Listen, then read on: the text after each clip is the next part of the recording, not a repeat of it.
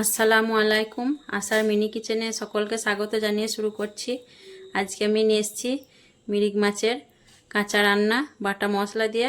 তো এখানে একটা আমার মিরিগ মাছ আছে, আর এখানে আমি দুটো টমেটো কুচি করে নিয়েছি, আর এখানে আমি দুটো পেঁয়াজ আর তিনটে শুকনো লঙ্কা, দুটো কাঁচা লঙ্কা এবং 1 চামচ জিরে আর 2 চামচ গোটা ধনে মিক্সারে পেস্ট করে নিয়েছি।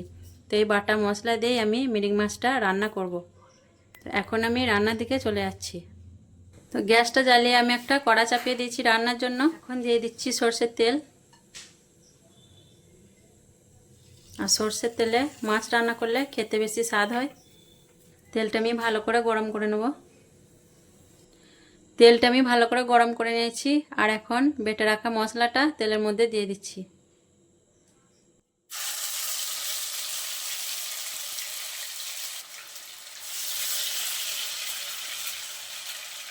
দিয়ে দিচ্ছি 1 চামচ হলুদ গুঁড়ো আর 1 চামচ নুন। মশলাটা আমি খুব ভালোভাবে তেলেতে কষিয়ে নেব।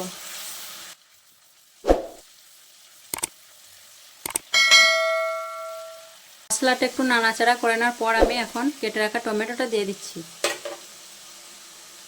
আর মশলার বাটিটা ধুয়ে একটু পানি দিয়ে দিচ্ছি।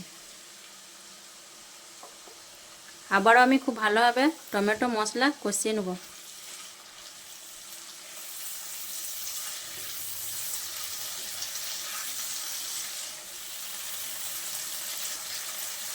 মশলাটা কষানোর সময় আমি সামান্য চিনি দিয়ে দিচ্ছি, এতে করে মশলার কষা ভাবটা থাকবে না।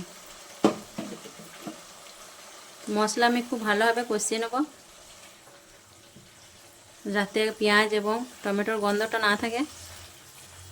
মশলাটা যত কষাবেন মাছের স্বাদটা ততই ভালো হবে। মশলাটা আমি খুব ভালোভাবে কষিয়ে নিয়েছি 5 মিনিট ধরে। এখন আমি ঝোলের জন্য পানি দিয়ে দিচ্ছি। 1 বাটি পানি আমি দিয়ে দিলাম। আর এই মাছের কাঁচা রান্নায় একটু ঝোল করলে খেতে খুব ভালো লাগে।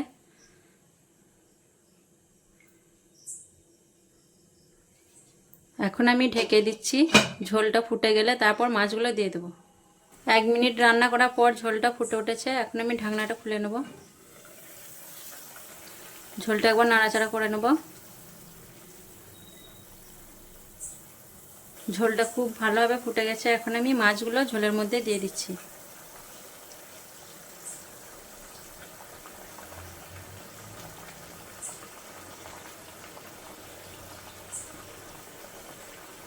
হালকা করে একটু নাড়াচাড়া করে নেব। মাছগুলো দেওয়ার পর আমি আবারও ঢেকে দিয়ে 5 মিনিট রান্না করব। 5 মিনিট আমি রান্না করে নিয়েছি। এখন ঢাকনাটা খুলে দেখে নেব, আর আমি নুন ঝালটা একটু চেখে দেখে নেব। নুন ঝাল ঠিক আছে, আর রান্নাটা আমার হয়ে গেছে। তো মাছ একটু সময় নিয়ে রান্না করবেন, তাহলে মাছের স্বাদটা ভালো হবে। মাছের যে একটা গন্ধ থাকে সেটা লাগবে না। আর আজকের মাছ রেসিপি কেমন লেগেছে অবশ্যই কমেন্টে জানাবেন। আর এটা আমি এখন ঢেকে রেখে 2 মিনিট স্ট্যান্ডিং টাইমে রেখে দেব। তারপর আমি দেখাচ্ছি মাছ রান্নাটা কেমন হয়েছে। মাশাআল্লাহ, দেখুন বাটা মশলা দিয়ে মিরিগ মাছের কাঁচা রান্না কত সুন্দর হয়েছে। আর রান্নাটা খেতেও খুব ভালো হয়েছে। এই রকম মাছ রান্না থাকলে ভাত একটু বেশিই লাগবে। তো বন্ধুরা, মাছের রান্নাটা কেমন লেগেছে অবশ্যই কমেন্ট করে জানাবেন, আর লাইক দিবেন। ভালো লাগলে আমার চ্যানেলটাকে সাবস্ক্রাইব করে আমার পাশে থাকবেন। সকলে ভালো থাকবেন, সুস্থ থাকবেন। আসবো আবার পরের ভিডিওয় অন্য কোনো রেসিপি নিয়ে। আল্লাহ হাফেজ।